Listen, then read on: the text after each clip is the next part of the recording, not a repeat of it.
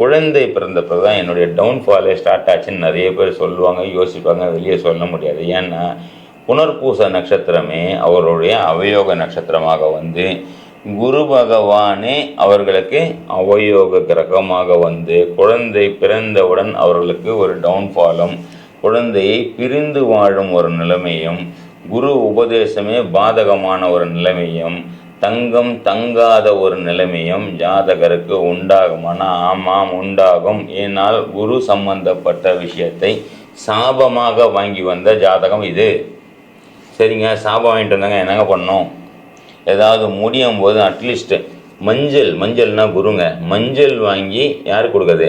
ஏன்னா பூராட நட்சத்திரமே யோகி நட்சத்திரம்.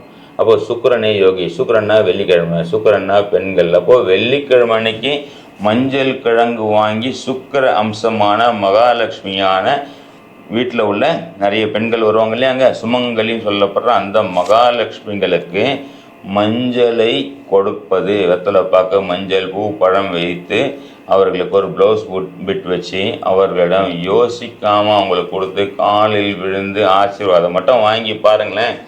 குரு தசை குரு புக்தி வந்தது அங்கேருந்து தான் நாங்கள் விழுந்தவங்க கீழே சொல்கிறவங்க நீங்களாக தாங்க இருப்பீங்க. ஏன்னா உங்களுக்கு அவயோக கிரகமாக குருவே வரும்.